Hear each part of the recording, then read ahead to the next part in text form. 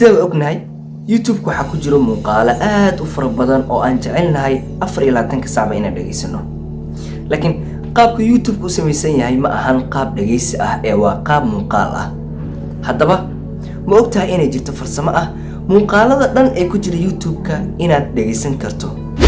Haddii ahaayeen muuqaaladaasi kuwa la daawanayo, daawadashadaas ayaa waxay u bedeli doontaa maqal.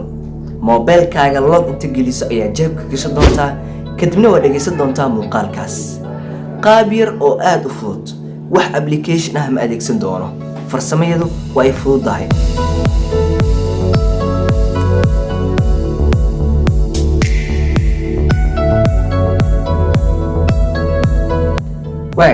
saaxiibayaal, fiidiyowan waxaan kugu tusi doonaa farsamo kooban oo awood kuu siinaysa muuqaal kasta ee ku jira YouTube-kaaga inaad dhageysato. Haddii muuqaalka dheer yahay iyo hadduu gaaban yahay, waxa u bedeli doonaa maqal. Maqalka aan u bedelayno ma isticmaali doono shaqo dheer, ma aan wax application adeegsanayno. Waa farsamo yar oo fudud, kaliya waxaa ka xigta kaliya. Xitaa waxa ka daran Play Store-ka iyo hawl kale kuma diri doono. Kaliya muuqaalka ayaa waxaan ka dhigi doonaa maqal. muuqaalka YouTube-ka aad ka daawanayso marka aad shidato kadib mobilkaaga ayaa loo ku xiri doontaa. Muuqaalkana wuu sii shaqeyn doonaa. Ogowna muuqaalka wuxuu noqon doonaa qaab maqal ah. Farsamadaas ayaan rabaa inaan fiidiyowan kugu tusiyo. Bal ila daawo farsamada iyo qaabka ay noqonayso. Ajaayib.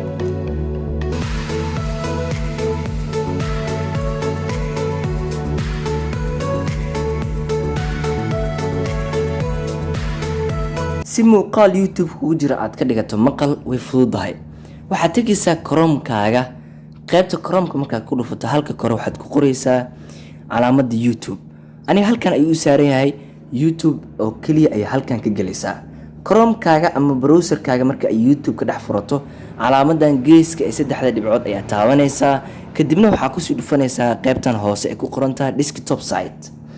muuqaalka qaabka guud ayaa isbedeli doona. Marka uu isbedelo kadib allow iska dheh, kadibna ku dhufo muuqaalka aad jeceshahay inaad daawato. Tusaale aniga muuqaalkan oo kale ayaan ku dhufanayaa.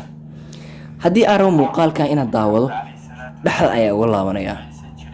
Muuqaalka waa uu damay. Dhib ma lahan, qaybta kore ee shaashada soo deji waa kana muuqaalkii sida u jeedaanba calaamadan taabo baleyga ah. Waa dareemaysaa inuu codka shidan yahay. موبايلك ودمي دونا فرصة رمضانك. بسم الله الرحمن الرحيم. الحمد لله والصلاة والسلام على رسول الله وعلى عجائب. موقالك waxa uu ka shidan yahay YouTube-ka. muuqaalka YouTube-ka ka shidan waxa uu ku sameeyay waxa ay tahay in mobilkeena loo goreeyay. waa saaxiibayaal, waxa u jeedaan wax muuqaal ah ima saarno, laakiin codka YouTube-ka ayuu ka shidan yahay. haddii aan dib u laabto oo YouTube-ka ku laabto, waa kana soo jeedaan muuqaalkan xiga oo kale ayaan ku dhufanayaa. Tusaale, muuqaalka xiga markaan ku dhufto waa isla muuqaalkeedii, dhaxda ayaan uga laabanayaa. halkan kor ayaan soo dejinayaa, waa kana muuqaalkii calaamadda baleyda ayaan taabanayaa. kadibna mobilka log ayaan gelinayaa. ajaayib. mar labaad ayaan ku laabanayaa, log ayaan ku furayaa, kadibna muuqaalka ayaan dib ugu laabanayaa.